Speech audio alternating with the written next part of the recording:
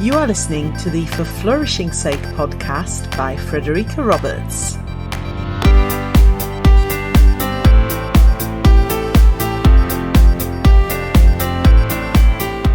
Welcome to episode 30. Wow, what a week. In the UK, we've had daily updates on drip-fed changes with about as much clarity as you would expect when attempting to scuba dive in a muddy pond. All schools are now closed, except they're not, because many schools are open, with staff looking after the most vulnerable children and the children of key workers. Teachers, school leaders and parents, not to mention the children themselves, are in a state of bewilderment and doing the best they can to adapt to the circumstances very quickly. This week, for example, my colleague Elizabeth Wright and I will be delivering a series of virtual workshops to groups of children and staff in 6 schools to support their mental health and well-being at this difficult time.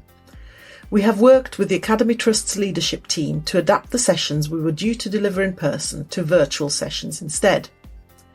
Over the coming weeks and months, my main focus in this podcast will be on helping you weather this storm, supporting yours and your children's well-being as we all deal with the global coronavirus crisis, while also bringing you content to support your longer-term planning for teachers and children's well-being once classroom teaching resumes. I'm also putting together a virtual panel of education well-being professionals and teachers to share ideas for getting through this frightening time.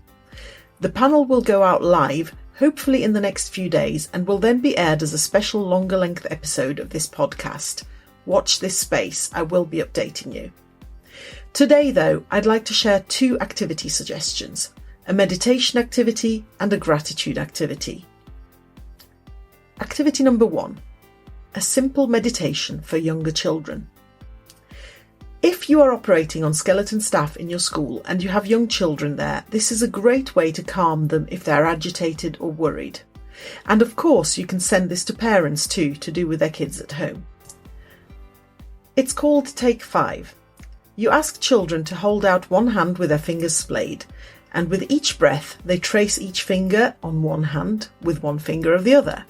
So as they breathe in slowly, they trace up their thumb and down again as they slowly breathe back out. Then up the index finger as they breathe in again, and down as they breathe out again. Then onto the middle finger, ring finger and little finger, so they complete 5 slow breaths in and out.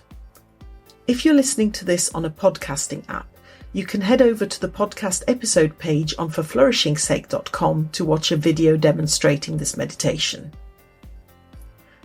Activity number 2, a simple gratitude. Make a poster thanking your delivery and postal workers for doing their job at this difficult time and keeping us all going, and display it outside your front door. Your children, whether at home or in school, can also do this. I put 2 posters up outside my door last week. One for postal workers and one for delivery drivers.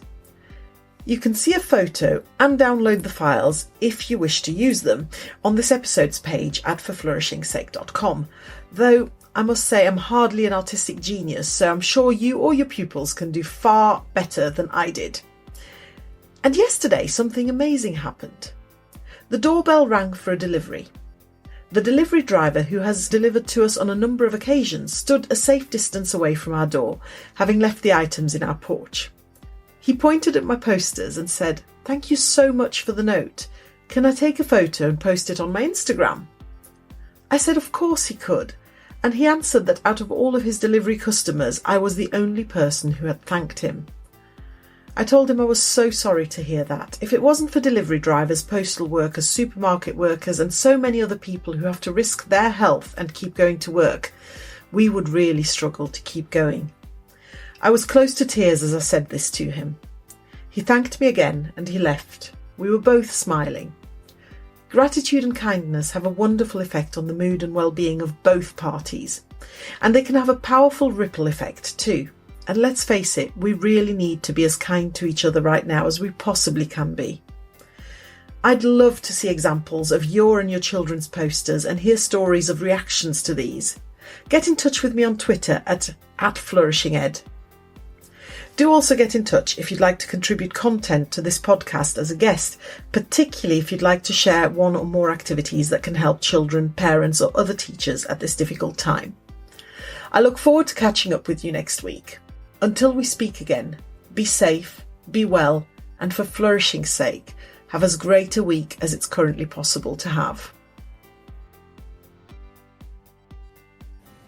Thank you for tuning in to the For Flourishing's Sake podcast. I hope you've enjoyed this episode, and I'd be really grateful if you'd spread the word. If you'd like to get in touch with questions or comments or to contribute to a future episode, please go to forflourishingsake.com, where you'll find all my contact details, and there you'll also be able to leave individual comments on specific episodes. I look forward to hearing from you.